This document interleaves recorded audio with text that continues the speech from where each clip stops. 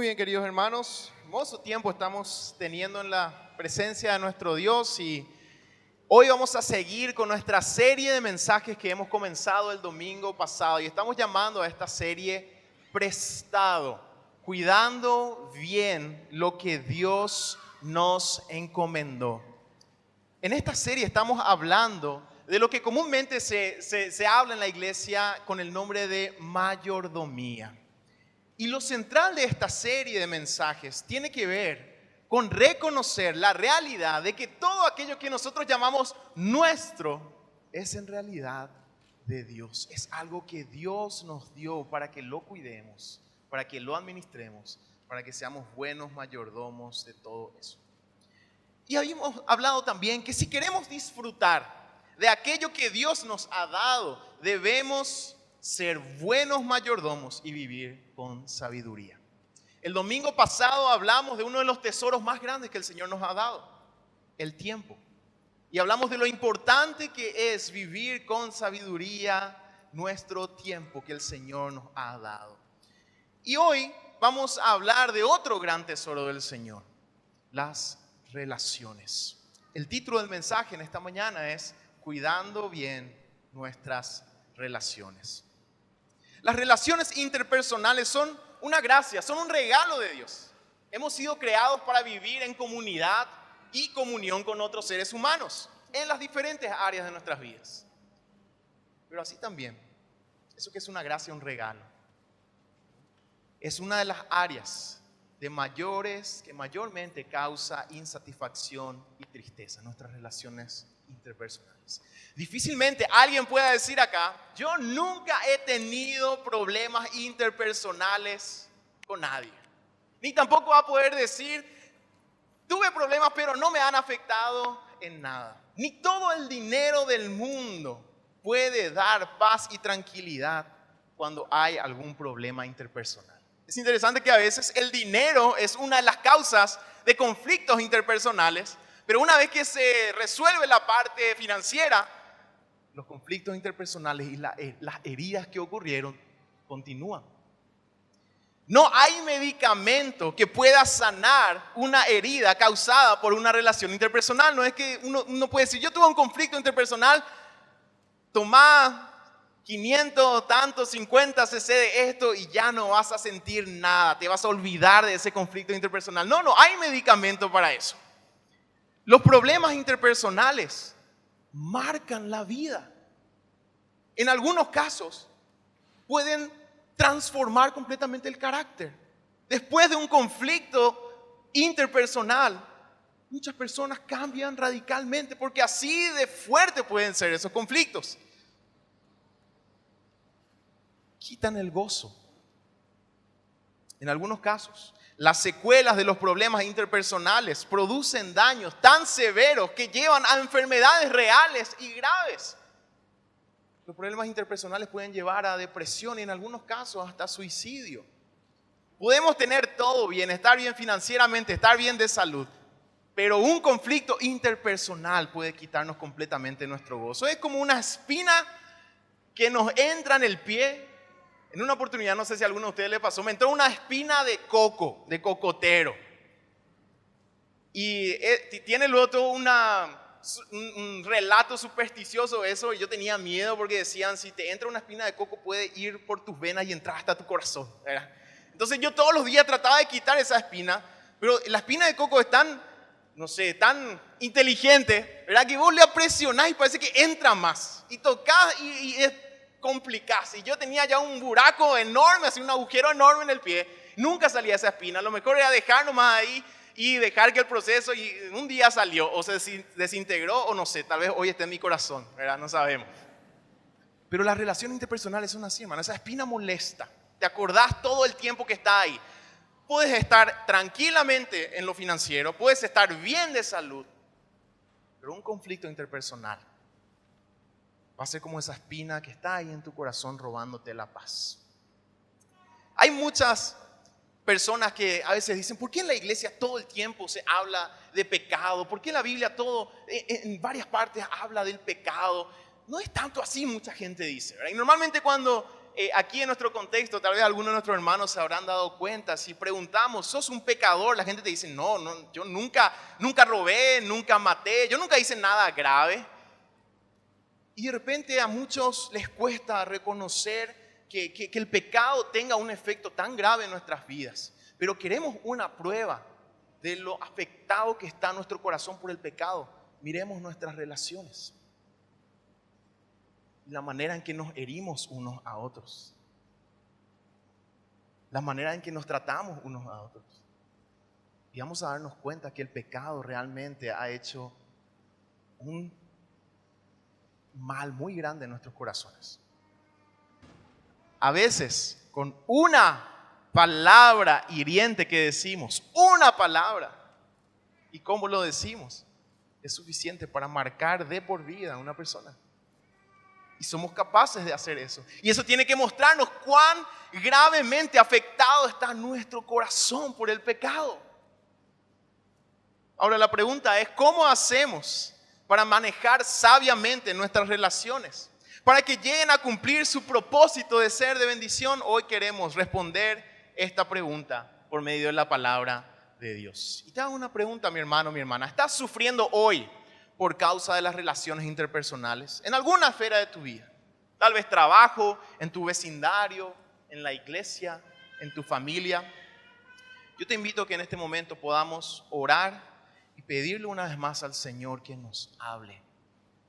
Porque yo estoy seguro que Él desea que nosotros podamos sanar esas heridas o esos conflictos que tenemos en nuestras relaciones interpersonales. Vamos a orar.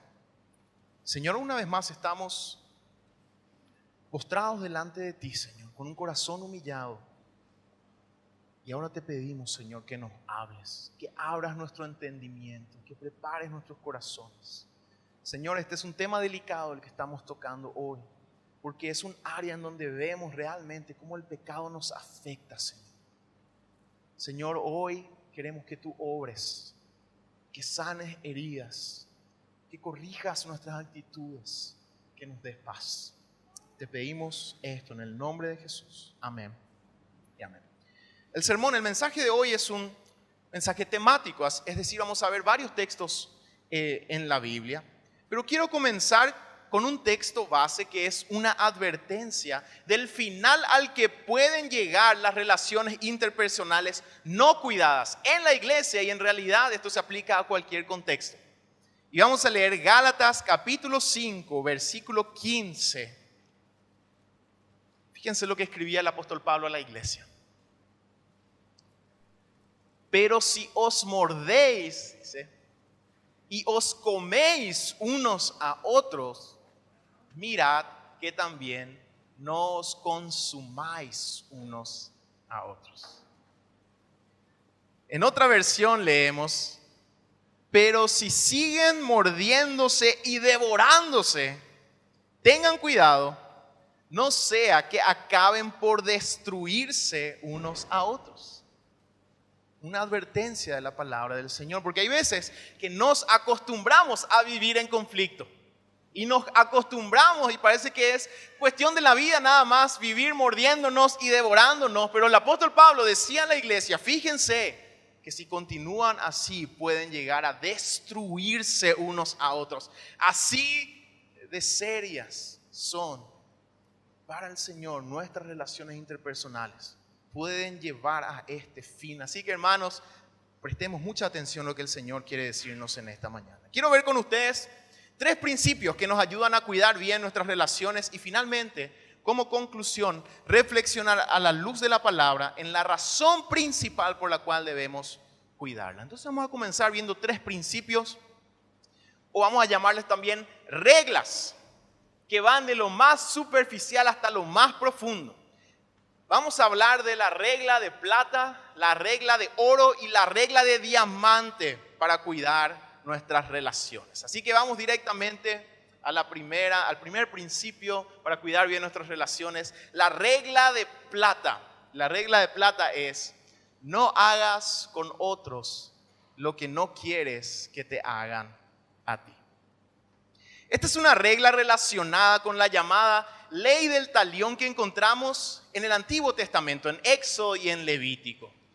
Y esta regla o este principio apunta un poco a nuestra razón.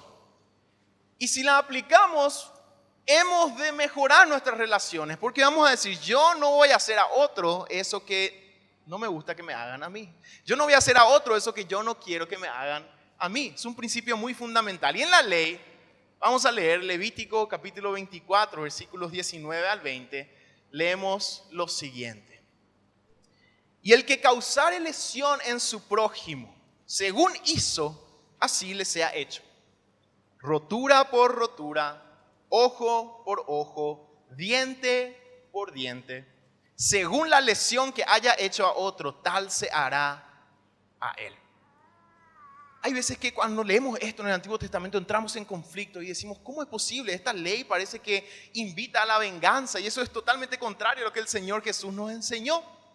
Pero en realidad, hermanos, la ley de esta manera no tenía el propósito de habilitar la venganza, sino de limitar la venganza. Era una ley que imponía límites a la retribución y que justamente invitaba a pensar en esa regla de plata. Ojo por ojo significa, en la ley tenía este propósito, limitar la retribución.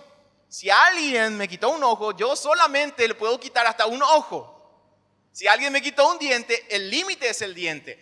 Y verdad que cuando nos hacen algo, nosotros no pensamos, voy a hacer exactamente como me hizo nomás. No.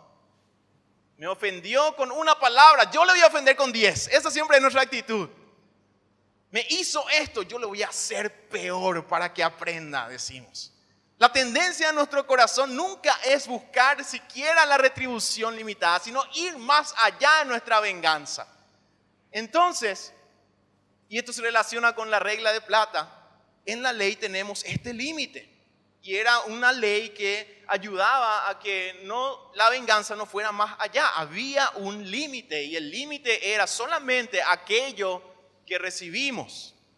Jesús, en el Sermón del Monte, expone esta mala interpretación que muchos tomaban de la ley, que más o menos habilitaba la venganza.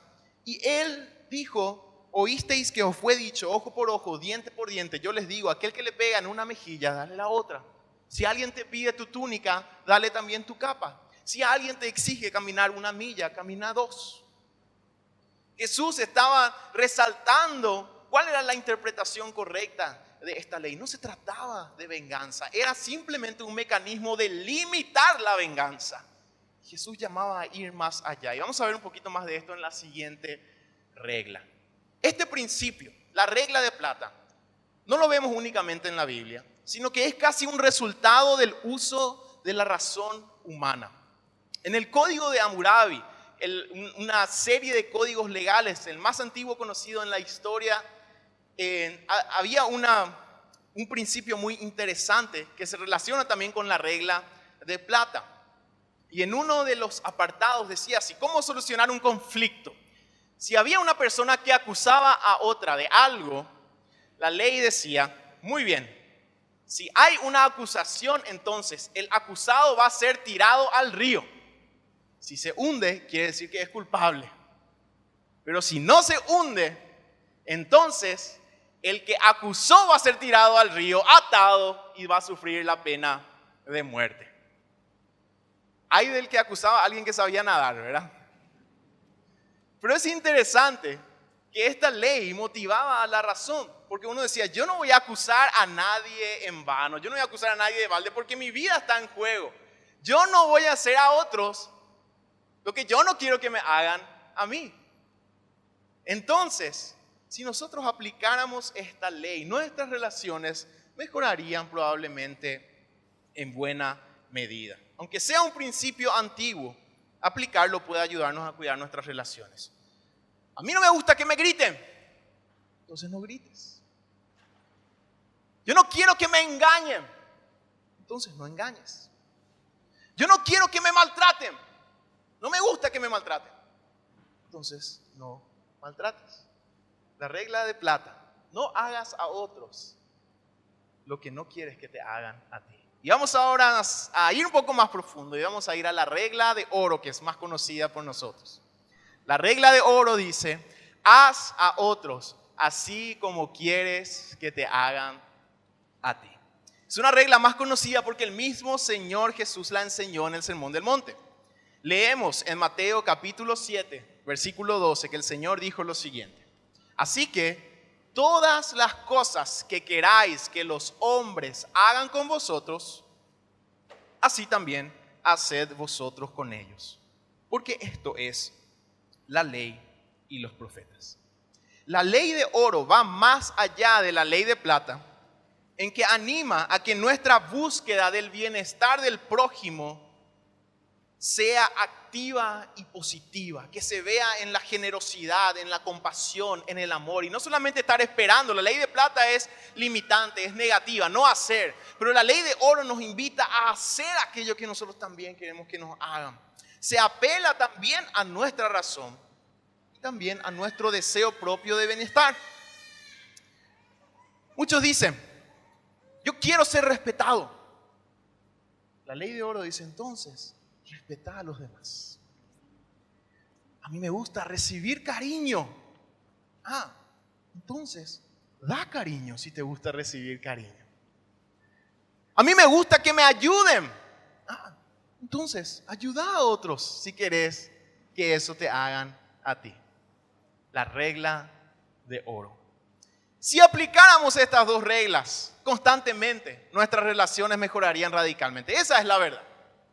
Si constantemente estamos pensando en esto, nuestras relaciones van a mejorar. Ahora, el problema con estas dos primeras reglas es justamente que solo funcionan si todos por igual la aplican, y ahí es donde entramos en conflicto. Porque uno puede decir: yo apliqué la regla de plata, yo no le hice nada malo y sin embargo esa persona, mira lo que me hizo. O alguien puede decir: yo apliqué la regla de oro, yo fui activamente amable, ayudé, hasta di, sin embargo no recibo nada. Ellos rompieron la regla, entonces yo también podía romper la regla.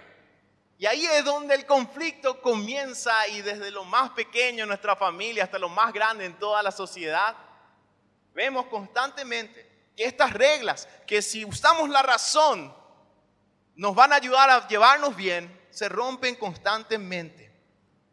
Y ahí otra vez recordamos, hermanos, cuán afectado está nuestro corazón, y no solamente nuestro corazón, sino gran parte de nuestra razón, por el pecado. El pecado hace imposible cumplir con estos principios constantemente. Constantemente estamos rompiéndolos. Es por esto que necesitamos del último principio, la última regla. La regla de diamante. No sé si habrán escuchado en algún lado. Yo nomás le puse realmente diamante porque sé que es un poco más valioso que el oro, pero nos va a ayudar a recordar. En realidad el principio es el siguiente. Es el principio fundamental en la palabra de Dios. Haz con otros así como Dios ha hecho contigo. La verdad es que somos seres humanos caídos, con un corazón afectado por el pecado, y esto necesariamente lleva a relaciones conflictivas. Es por esto que necesitamos un nuevo corazón. Nuestra razón no es suficiente, está afectada por el pecado. Nuestras emociones no son suficientes, están afectadas por el pecado. Necesitamos un nuevo corazón, y un corazón obediente a la palabra de Dios. El apóstol Juan escribía lo siguiente, su primera carta, en el capítulo 4, versículos 10 al 11. En esto consiste el amor, no en que nosotros hayamos amado a Dios, sino en que Él nos amó a nosotros y envió a su Hijo en propiciación por nuestros pecados. Y seguía diciendo el apóstol: amados, escuchemos esto, hermanos, amados, si Dios nos ha amado así, debemos también nosotros amarnos unos a otros. Hagan con los demás así como Dios ha hecho con ustedes. En otras palabras, decía el apóstol. Los conflictos personales normalmente tienen el siguiente tinte. Sí, yo aplicaría todo esto, pero él o ella es así luego. Me hizo esto o aquello. Por eso yo reacciono, por eso yo actúo, hago esto. O normalmente decimos: yo voy a ser bueno si él es bueno. Yo voy a cambiar si él cambia, si ella cambia. y ponemos este tipo de condiciones. Pero si nos ponemos a pensar constantemente en lo que Dios hizo con nosotros, nuestra perspectiva va a cambiar. Porque la palabra de Dios dice que aunque nosotros éramos enemigos, fuimos reconciliados. Aún siendo pecadores, aún rebelándonos en contra de la voluntad de Dios, Cristo cargó con nuestra culpa. Fallamos con el Señor todo el tiempo, pero lo que recibimos de Él es gracia y misericordia. Pero diría alguno, yo voy a salir perdiendo si aplico esta regla en mis relaciones. No, mi hermano, vas a salir ganando porque el amor de Dios va a reinar en tu corazón. Pero voy a recibir injusticia si yo aplico esta ley en mi vida. No, mi hermano, el Señor te hará justicia. Y si no en esta vida, en la eternidad, es mucho mejor. Amados, si Dios nos ha amado así, debemos también amarnos unos a otros. Esta es la clave para cuidar nuestras relaciones. No serán perfectas, pero vas a lograr paz si vivís bajo la regla de diamante. Si haces con otros, así como Dios ha hecho contigo. La verdad es que solamente Dios puede producir esto en nuestros corazones por medio de su Espíritu. Pero también es cierto que aún en los hijos de Dios este principio a veces es descuidado. No debería ser así. Nosotros tenemos que ir más allá de la regla de plata, más allá de la regla de oro y hacer con otros lo que Dios hizo con nosotros. Para concluir, ir terminando, me gustaría concluir preguntándonos acerca de la razón principal para cuidar las relaciones. Alguno hasta este punto podría pensar, ¿qué importa? Todo el mundo vive con conflictos interpersonales. Las cosas no cambian, las personas no cambian, yo no voy a cambiar, fulano no va a cambiar, la sociedad no va a cambiar. ¿Por qué tengo que cuidar bien las relaciones? ¿Por qué? Y muchos deciden simplemente vivir así, acostumbrados a vivir de esta manera. Pero la respuesta es, ¿por qué debemos cuidar estas relaciones? Porque nuestras relaciones interpersonales están íntimamente ligadas a nuestra relación con Dios.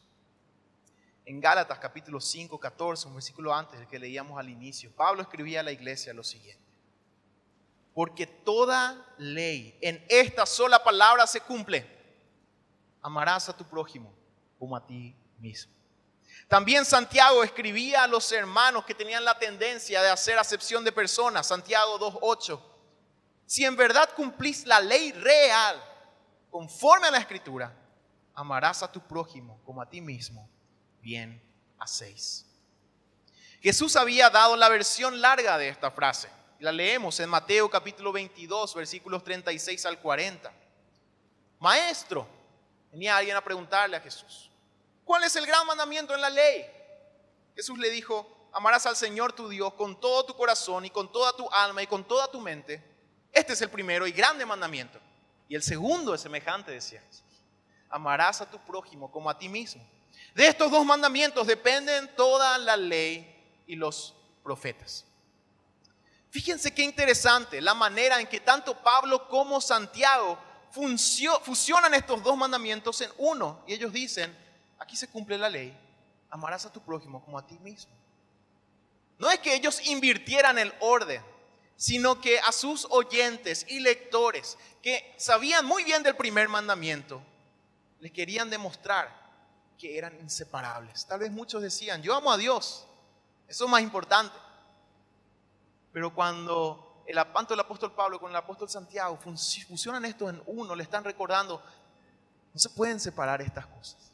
El amor a Dios y el amor al prójimo no son la misma cosa, pero tampoco pueden separarse. Nuestra temperatura en un lado mide directamente la otra. Mi suegra nos regaló un termómetro de patio que ponemos en la casa y a veces nos ponemos ahí a deprimirnos, mirarnos la temperatura, ¿verdad? Pero lo interesante de este termómetro es que está en Celsius, en la medición Celsius, y en Fahrenheit, que es la medición que se usa en los países del norte, en algunos de ellos. Y entonces si uno mira 40 grados, 104 grados Fahrenheit. Suena más fuerte también eso, ¿verdad? Para nosotros. Pero si va bajando la temperatura, entonces uno puede ver, es diferente, la medición es diferente, pero no quiere decir que si uno sube, el otro se queda igual. Si uno sube, el otro sube también. Si uno baja, el otro baja. Así es nuestra relación y nuestro amor a Dios y el amor al prójimo. No podemos decir que si mi temperatura de mi relación con Dios está alta, pero mi temperatura del amor al prójimo está baja. No, van de la mano. Si mi relación con el Señor está mal, probablemente eso se refleja también en mis relaciones interpersonales.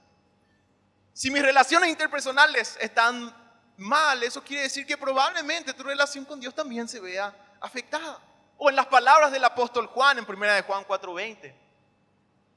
Si alguno dice, yo amo a Dios y aborrece a su hermano, es mentiroso. Pues el que no ama a su hermano a quien ha visto, ¿cómo puede amar a Dios a quien no ha visto? Si nuestras relaciones interpersonales están en crisis, esto quizás sea una señal de que nuestra relación con Dios también lo esté.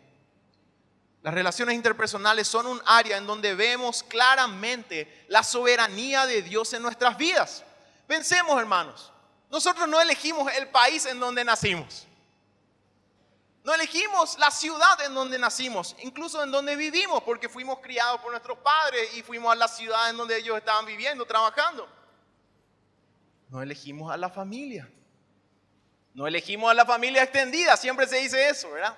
Nos casamos con alguien, pero yo no sabía que venía detrás todo ese paquete, a veces pensamos, ¿verdad? No las elegimos. No elegimos a nuestros hermanos. El Señor nos llama, transforma nuestro corazón, nos entregamos a Él, venimos a una iglesia. No elegimos a los hermanos que están alrededor nuestro. Ni siquiera a nuestro cónyuge, hermano, podemos decir, yo lo elegí, la elegí libremente. Siempre hay condiciones que nos llevan a una persona. En mi caso, siempre digo, si mi esposa no hubiese sido mi compañera de seminario, no, tal vez no hubiese pasado nada. Pero el Señor permitió que nos juntáramos ahí y ahí surgió el amor.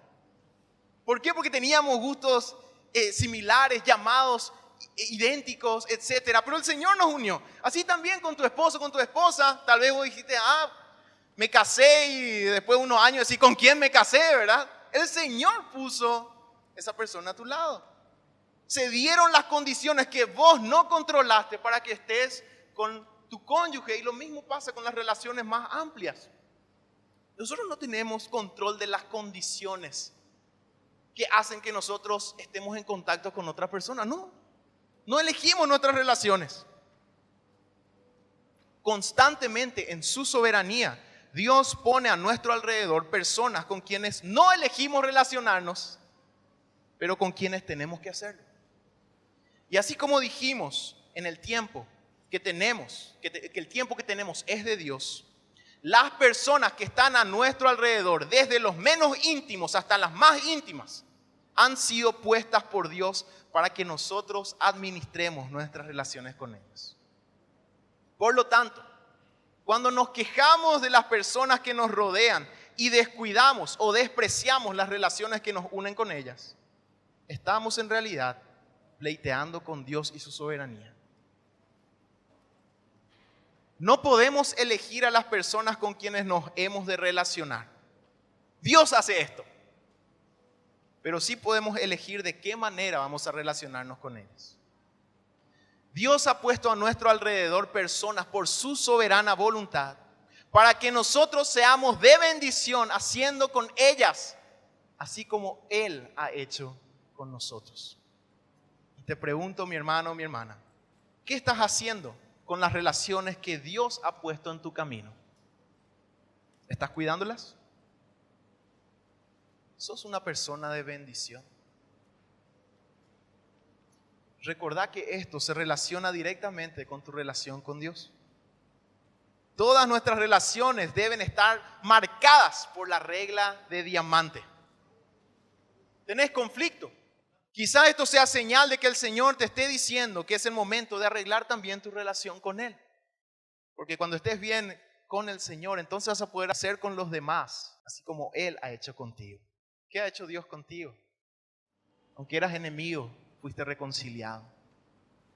Aunque eras pecador, has recibido perdón. Aunque eres infiel, Dios permanece fiel, porque Él no puede negarse a sí mismo. Queremos que nuestras relaciones mejoren y que podamos disfrutar de ellas. Pensemos, nosotros no las elegimos. El Señor ha puesto personas a nuestro alrededor para que nosotros seamos de bendición. Queremos cuidarlas. Hagamos con los demás lo que Dios ha hecho con nosotros. Este es el desafío con que nos deja la palabra en esta mañana. Te invito a que puedas inclinar tu cabeza, cerrar los ojos y podamos orar al Señor en este tiempo.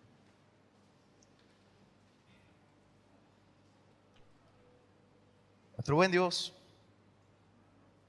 nos maravillamos, Señor, de tu soberanía. Tú eres el creador y el soberano, Señor, del universo y de nuestras vidas. Y hoy reconocemos, Señor, que las personas que has puesto a nuestro alrededor, en todas nuestras áreas, Señor, nuestra familia, nuestra iglesia, nuestra ciudad, nuestro trabajo, tú las has puesto ahí, Señor. Cuídanos, Señor, de rebelarnos en contra de ti al descuidar esas relaciones, porque hoy hemos escuchado y entendemos, Señor, que si has puesto a estas personas a nuestro alrededor, es para que seamos de bendición, Señor. Y apliquemos esta regla. Hacer con otros no de acuerdo a nuestra razón, nuestros sentimientos, sino hacer con los demás aquello que tú has hecho con nosotros, Señor. Y eso queremos y te pedimos, Señor, que tu Espíritu Santo nos dé la fortaleza para cuidar bien esas relaciones que tú nos has dado. Y Dios conoce los corazones de mis hermanos aquí en esta mañana. Conoce si hay algún tipo de conflicto, algún tipo de herida, Señor, recibida o dada. Que tu Espíritu Santo pueda traer claridad en este momento, porque cuando miramos nuestra relación contigo, solamente podemos ver gracia y misericordia, Señor, y tu gran amor. Y eso queremos dar, Señor. No queremos hacer lo que otros nos hicieron. No queremos, Señor, obrar de acuerdo a nuestra propia voluntad. Queremos hacer aquello que tú has hecho con nosotros, Señor. Queremos ser canales de bendición y gracia en todas nuestras relaciones. Porque así hemos de honrarte a ti, el soberano de nuestras vidas. Te pedimos que obres en nosotros de esta manera, Señor, y nos hagas buenos mayordomos de las relaciones que tú nos has dado. Pedimos esto en el nombre de Jesús. Amén y amén. La sabia administración del tiempo es pensar, Dios me está concediendo esto que no es mío. Y pensar, en lugar de, ¿qué voy a hacer con mi tiempo? Deberíamos pensar, ¿qué voy a hacer con el tiempo de Dios que Él me ha encomendado para administrar?